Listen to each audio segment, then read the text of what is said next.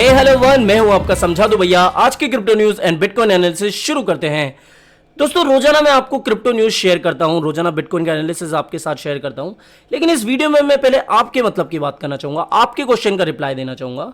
पिछले कुछ दिनों से, पिछले कुछ हफ्तों में मैंने ज्यादातर इसी टाइप के कमेंट्स देखे हैं कि भैया मेरे इस कॉइन का एनालिसिस करो, भैया मेरा ये कॉइन 70-80% डंप हो चुका है, भैया मार्केट में ये जो गिरावट चल रही है कब तक खत्म होगी, गिरावट चली क्यों रही है, या फिर मार्केट में बुल रैली कब तक आएगी, अप ट्रेंड कब तक शुरू हो जाएगा। मतलब डायरेक्टली इनडायरेक्टली लोग यही जानना चाहते हैं कि भाई साहब मैंने जिस कॉइन में पैसा डाला है वो कॉइन मुझे कब तक प्रॉफिट दे जाएगा, प्रॉफिट छोड़ो रिकवरी कब तक उसमें मुझे देखने को मिल जाएगी।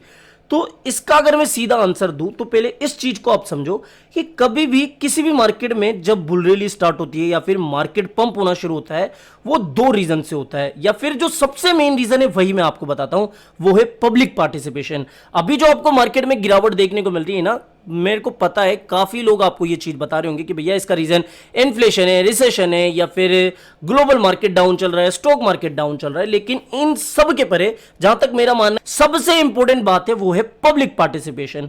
आप अगर प्रीवियस बुल रन को देखोगे तो उस समय आपको भी यह चीज पता होगी कि कितना हो हल्ला मचा हुआ था। आपको यूट्यूब पर भी ढेरों वीडियो रिकमेंडेशन में आते हुए देखने को मिल रहे होंगे, या फिर पब्लिकली भी आपको कहीं ना कहीं से सुनने को मिल रहा होगा कि भैया ये कॉइन इतना पंप हो गया, डॉज कॉइन के बारे में, बिटकॉइन के बारे में, शिबा के बारे में। मतलब कि पूरे मार्केट में एक हाइप बनी हुई थी। पब्लिक पार्टिसिपेशन अपने पीक के आसपास आ चुका था। पब्लिक पार्टिसिपेशन मतलब लोग अब ज्यादा मार्केट में पार्टिसिपेट कर रहे थे, लोग ज्यादा पैसा इन्वेस्ट कर रहे थे। लेकिन इस समय आप मार्केट को देखोगे तो मार्केट में आपको ज्यादा हो हल्ला देखने को नहीं मिल रहा होगा, और अभी आप देख सकते हो लोगों का इंटरेस्ट वापस से कम हो रहा है। इस चीज का सबूत मेरे वीडियो के व्यूज भी आपको दे रहे हैं, जो कि थोड़े कम ही चल रहे हैं। तो ये तो मैंने आपको बता दिया कि पब्लिक पार्टिसिपेशन कम हो रहा है, इस वजह से मार्केट आपको डाउन देखने को मिल रहा है। अब ये पब्लिक पार्टिसिपेशन कम क्यों हो रहा है, इसका मेनली दो तीन कारण है। एक तो ग्लोबल मार्केट रिसेशन आने वाला है, या फिर इसकी उम्मीद लगाई जा रही है। जितने भी बड़े प्लेयर्स है या फिर जितने भी जो थोड़ा ज्यादा पैसे डालने वाले इन्वेस्टर्स है, वो इसी चीज को लेकर अभी गंभीर है कि भैया रिसेशन आने वाला है। और अगर मान लो रिसेशन आ भी गया ना, तो मैं आपको एक डेटा बताता हूं। देखो यहां पर अगर आप 2007-9 का रिसेशन भी देखोगे ना, तो ये 1 साल 6 महीने तक चला। इसी तरीके से आप 2001 का रिसेशन देखोगे तो 8 महीने का चला था। मतलब अगर रिसेशन आ भी गया ना, तो भी वो 1-1.5 साल के आसपास ही चलता है। इससे ज्यादा रिसेशन हिस्ट्री में जितना हमने देखा है इतना लंबे समय तक नहीं रुकता है। यानी कि साल 1.5 साल तक का ही रिसेशन होता है। फिर से जो स्टॉक मार्केट होता है या फिर जो ग्लोबल मार्केट होता है वो रिकवर करना शुरू हो जाता है। और जब ग्लोबल मार्केट रिकवर करना शुरू होगा, ग्लोबल मार्केट में तेजी आएगी, ऑटोमेटिकली हमें क्रिप्टो मार्केट में भी तेजी देखने को मिल जाएगी। और उस समय जितने भी आपके कॉइन्स आपको जो 70-80% डाउन देखने को मिल रहे हैं, जो आपके अच्छे कॉइन्स अभी आपको काफी डाउन देखने को मिल रहे हैं, वो वापस से रिकवर करेंगे। ना सिर्फ रिकवर करेंगे बल्कि आपको एक अच्छा खासा प्रॉफिट भी देके जाएंगे। आप एक बार इस चीज के ऊपर खुद की रिसर्च करना कि भैया जिस कॉइन की प्राइस अभी आपको 70-80% डाउन देखने को मिल रही है, वो पिछले बियर मार्केट में कितनी डाउन थी और बियर मार्केट के निकलने के बाद में बुल रन में वो कितना बढ़ी। इसके बारे में एक बार आप खुद होमवर्क करना। ओके, तो मेरे अकॉर्डिंग आपको इस बात का ही अफसोस होना चाहिए कि जिस एक्सपेक्टेशन के अकॉर्डिंग मैंने इन्वेस्ट करा था, उस एक्सपेक्टेशन के अकॉर्डिंग मुझे प्रॉफिट इतना जल्दी नहीं हुआ, बल्कि उस कॉइन की प्राइस हाल फिलहाल कम चल रही है। ना कि इस बात का अफसोस करो कि भैया मैं लॉस में चल रहा हूं, मेरा इतने का लॉस हो गया। हो सकता है कि कुछ कॉइन्स में आपका बिल्कुल ही लॉस हो गया, जैसे लूना जैसा कुछ एग्जांपल ले लो। लेकिन अगर आप बिटकॉइन, इथेरियम या किसी अच्छे कॉइन में इन्वेस्ट करके रखे हो तो टेंशन लेने की जरूरत नहीं है। ओके, अब बात करते हैं हम बिटकॉइन एनालिसिस के बारे में। तो यहां पर कल के और परसों के एनालिसिस देख लेना, कुछ ज्यादा चेंजेस नहीं आए।